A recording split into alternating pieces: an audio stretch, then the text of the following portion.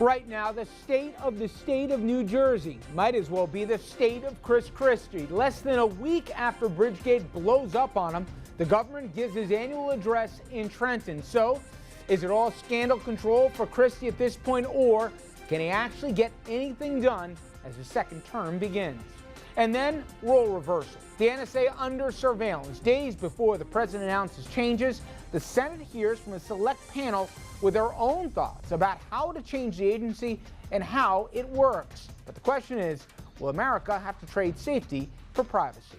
And later, long-term unemployment, the hardest hit, now going without, and Washington continues to dither. We will get a late update. Good evening, everyone, and welcome to RFL. I'm Richard French, and thank you so much for joining us on this Tuesday evening, January 14th. And we start tonight at the center of the political universe this Tuesday. Not in Washington, not New York City, but in Trenton, New Jersey. Every political expert seemingly on the continent, either at the state capitol or watching on TV as Chris Christie, the scandal-laden Chris Christie, gave his annual State of the State address. And it began with the governor mentioning the George Washington Bridge lane closure scandal and his administration's response. Now, the last week has certainly tested this administration. Mistakes were clearly made, and as a result, we let down the people we're entrusted to serve. I know our citizens deserve better, much better. Now, I'm the governor, and I'm ultimately responsible for all that happens on my watch, both good and bad. Now, without a doubt, we will cooperate with all appropriate inquiries to ensure that this breach of trust does not happen again. But I also want to assure the people of New Jersey today that what has occurred does not define us or our state. This administration and this legislature will not allow the work that needs to be done to improve the people's lives in New Jersey to be delayed for any reason.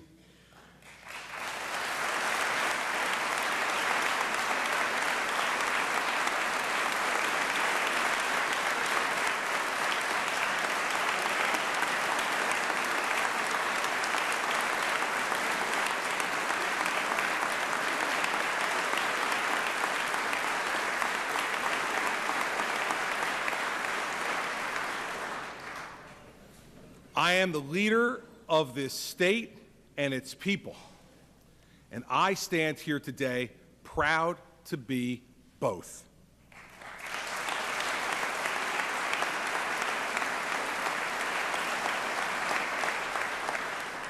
But also, those of you who know me know I am always determined to do better.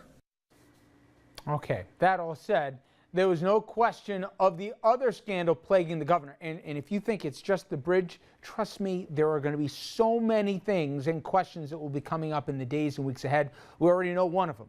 The investigation now by the feds that Christie mismanaged federal aid following Hurricane Sandy, including the spot of this ad that featured Christie and his family during an election year and was $2 million costlier than the less expensive bid. Now, for more here, I want to bring in Kimberly Wallace from Fox 1. She's been in Trenton all day covering the address and some of the reaction both before and after. Kimberly? Absolutely, Rich. And there was a lot of talk of bipartisanship, not only talking about those dark clouds that are hanging over the governor's the office there over his head. Now, he wrapped up his speech just a short while ago at the podium behind me, and afterwards the Democrats met in a room behind that podium where they gave their rebuttal, and they said that the governor may be trying to pull the bait and switch.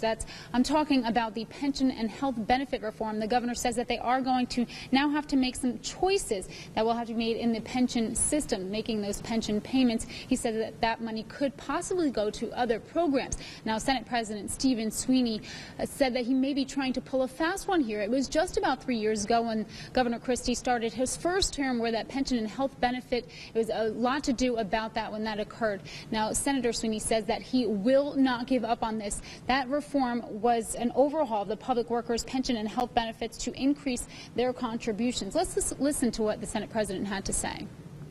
So we made a commitment We made it in a very responsible way by spreading it over 7 years. He agreed to that commitment. He agreed to it. So don't throw out a whole bunch of new programs. A year ago, we knew what our pension obligation this year was going to be, approximately $2.4 billion. Yet, he was calling for a tax cut last year when the revenue numbers weren't there. Now, we're saying the economy's getting better now, but now we have a problem. It's disingenuous. As for education, the governor talked about extending the school calendar, longer school days, a shorter summer break. Now, the Democrats say that they do have to really see the details of this plan. The attention will be in the details there. So we will be hearing more, lots more to talk about. The governor giving his budget address next month. So the governor does have a lot to sort of overshadow what has been happening in his office over the last week. He's hoping maybe that the focus will be sort of turned to the right here as we head forward. So like I said, a lot more to talk about, a lot more to discuss in the upcoming month, and we will be bringing that all to you right here from Trenton. That's the latest live from Trenton. Kimberly Wallace, FiOS 1 News. Rich. Well, thank you very much, Kimberly. And listen, the governor had a lot to say today. There's debates about the education proposals, certainly as related to the pension liabilities and the funding for that going forward. But really, the only thing people are talking about right now is the scandal, and we're at the beginning of it, certainly not even the middle or end of it. And with that in mind, I spoke just a few minutes ago to a member of the Transportation Committee, the very committee that's looking into what happened on the bridge, Assemblyman Gordon Johnson, whose district actually includes Fort Lee. And Assemblyman, I don't think I'm alone. We covered the State of the State address, but after the first 40-some-odd seconds, I know there are important issues, everything to do with pensions and obligations and education reform.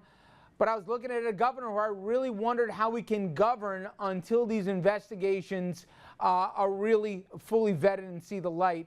Is it fair to say his ability to govern is going to be compromised until these investigations are finished? I wouldn't say that his ability to govern is compromised. It is true now that there is a credibility issue when it comes to what statements that come out of his office. However, you know, we in the legislative branch have a responsibility to provide direction for policy and priorities for budgets and what have you, which we in the legislative branch will do. And so his inability to I guess, fully convince people that he is forthright will not really impact the ability for the government to operate. In the last few days, sir, I've spoken to leaders in both the Assembly and Senate. I've spoken to both Assemblyman Wisniewski and other members of the legislature, and they use words like cover up. They don't believe that the governor was as forthright as he could have been. They think the governor definitely should have had more oversight of this and should have ordered an internal review. Do you share their concerns that this governor hasn't been as fully up front with the New Jersey public as he should have been? I do not believe the governor was forthright, and actually up to today. He's characterizing this as a mistake. Well, this is a premeditated act. It's a premeditated act, so it's not a mistake. So mistakes were not made. The only mistake was that somebody got caught with an email. So as we go forward to form this special committee, which we're going to do Thursday, and give a charge where we could start bringing people in under subpoena, and then we could initiate our investigation to find out exactly what happened. So him not being forthright in the beginning has initiated this act from the legislative branch of government. I know that subpoenas are going. I'm assuming Bridget Kelly, Mr. Wildstein, Mr. Baroni, Seppian. How about the governor? Will you guys, are you discussing right now that maybe even the governor himself would be subpoenaed in this investigation? The committee has not met yet, so I do not know what the plan or what the strategy is. When we meet Thursday with John Wisniewski, the chair of this special committee, we will then have an idea as to which direction we're going, who will be brought in first, and go forward from there. So I cannot tell you if the governor will be on that subpoena list at this time. Assemblyman, I really appreciate a few minutes. Thank you so much. Thank you. Have a good day. All right. So how did Christie play outside the Capitol? Well, FIOS 1's News' Christie Duffy, she went to Monmouth County to find out. We all saw how Governor Chris Christie's first talking point up at the podium today was addressing the investigations into his administration, and that was rightly so, according to both the voters and political experts I'm talking to up here in northern New Jersey. He has to mention it. He has to address it. The governor has to mention this. I mean, the reality is that this is what everyone is paying attention to. The governor did not reveal anything new other than to say he would cooperate fully with any inquiries into his administration. Some watching here in a local sandwich shop say the scandal has had an impact on their support for the governor, while others are steadfast Christie supporters. I think this situation has caused him to show a more reserved self, and I hope that he becomes that. My views haven't changed about him at all, really. One of the most talked about Christie policies here is education. The governor proposed today lengthening the school day and school year for New Jersey students. I am for that. I am for that. Debbie Lansing has been a New Jersey resident for 26 years now and has 2 kids in the school system. It means that the kids keep in a sustained state of education and not kind of have to be reacclimatized. While retired educator Kim Garcia does not agree with the governor's agenda. And you can't address, put everything on teachers. Political analyst Bridget Harrison says a debate on more education time for New Jersey's kids won't deflect entirely from the scandal currently surrounding Christie's office. It's sure to be an uphill battle for the already embattled governor. It's not going to refocus or redefine Chris Christie right now. And the final most talked about point by voters up here in northern New Jersey was Governor Chris Christie's mention of lowering property taxes. And both his supporters and his opponents here say it's something they're hoping the governor goes after this year. In Montclair, Christie Duffy, FIOS 1 News. All right, Christie, thank you very much. Okay. When we come back, we're going to bring in one of our favorites here, Congressman Chris Shays. He's had a front row seat to seeing scandals on a state level and on a national, both think politicians and some that have recovered and certainly had second acts. We're going to talk about what lies ahead for Governor Christie. And of course, we'll also talk later in the program about important hearings on Capitol Hill today regarding the NSA and that whole tug of war between our privacy and our protection. We'll talk about what's going on and where those trade-offs ought to be. Stay with us, everybody. A lot more coming up on RFL.